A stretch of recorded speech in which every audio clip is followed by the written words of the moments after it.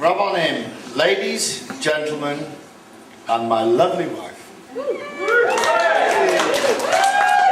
evening. I'll start off by thanking those pathological liars. My best men, Mark and David. Mark, I've known you from the tender age of 1 week. David, we didn't develop a special relationship until much later. We, of course, had to wait until nursery school. Along with John, the four of us have been pretty inseparable since those early days.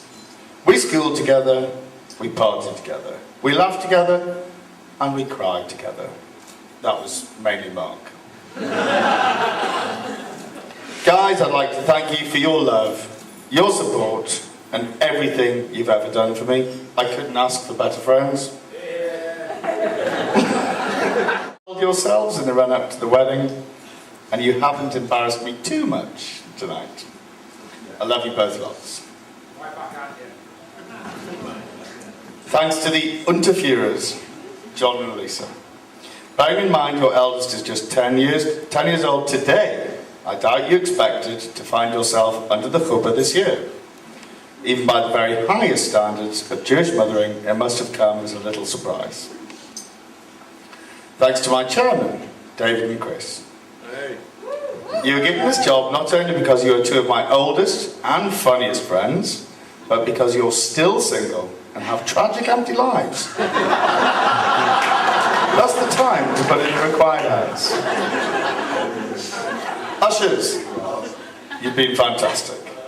You've been the best ushers since, well, Usher, who unfortunately wasn't able to make it tonight due to touring commitments. Thanks to my fabulous bridesmaids, Ruby and Scarlett. No one could have done the job like you two. Such style, such panache, and oodles of cuteness. Great job, girls.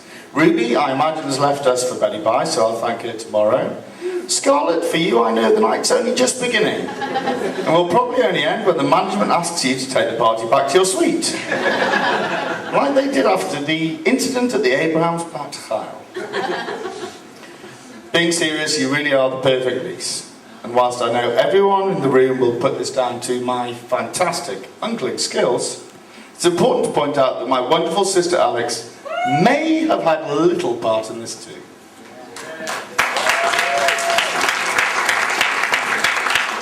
The support we have had from friends, family, colleagues and old acquaintances has been nothing short of sensational.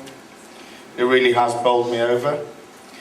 You've shown astonishing generosity with your gifts and people have travelled a long way to be here today. I really can't thank you enough. A special mention to my big sister Michelle and Gary, who've come from Toronto, and Mark and Mel from California, all for this day. It wouldn't have been the same without you.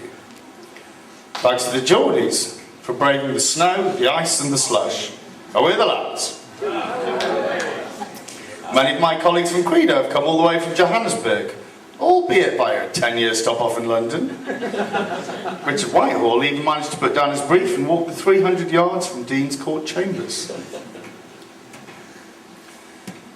Barbara and John, thank you for this wonderful day. Thank you for all the work you've put into the wedding. But thank you most of all for giving me Laura.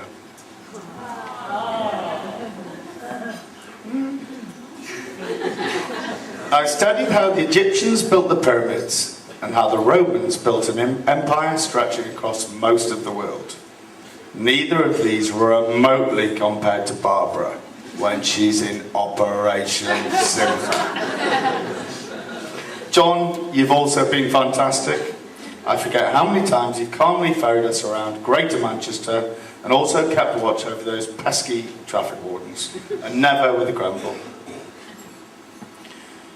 I thought it was going to be plain sailing meeting the Splitzers for the first time.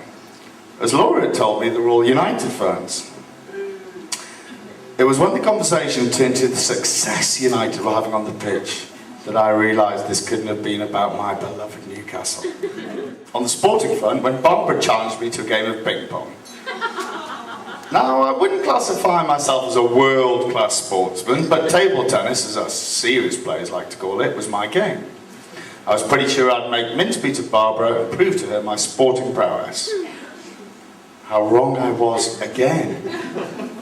I won't talk you through it point by point, but Barbara learned how to deal with a spin and came from behind to win it. Over the weekend, I was then subjected to the most unusual triathlon.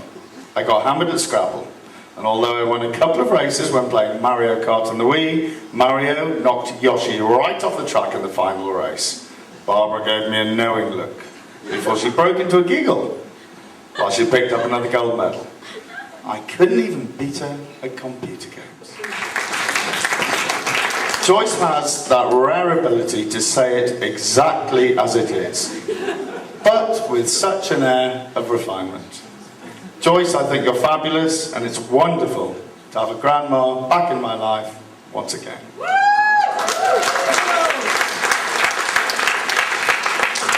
It's been great getting to know Laura's brother David. I'm sorry we'll miss your big birthday party. Nice to have that younger, trendier, and cooler little brother.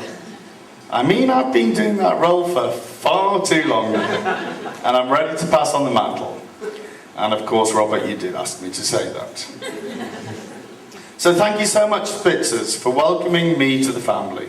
Unfortunately, it's now a little late to change in every way the son could ever wish for. I know you can sometimes feel a little far away from us in Newcastle, but you need to know you're never far away from our hearts and our minds. Me cry. I just want to tell you about this game Alex liked to play at dinner parties. She would ask people after dinner if there was anyone from history that you could bring back to this world to join our dinner party, then who would it be? The answers would always differ. Names like Einstein, Churchill, Marilyn Monroe would come up. But every time I would spoil the fun and choose Dad. It's such a shame Dad isn't with us tonight. He'd really have loved you, Laura, and you would really have loved him. He loved his family, and he loved a great party. And on that note, I'd like to make a toast to absent friends and family. To my wife, Laura.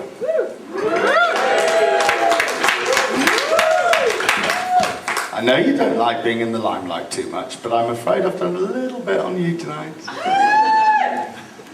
Laura, I need to thank you for all the hard work you've put into today. It was just after the new year when I was telling you the stock market was flying now the fiscal cliff crisis had been averted. You said to me, "What's the fiscal cliff?" "What's the fiscal cliff?" I replied. "Where have you been the last 3 months?"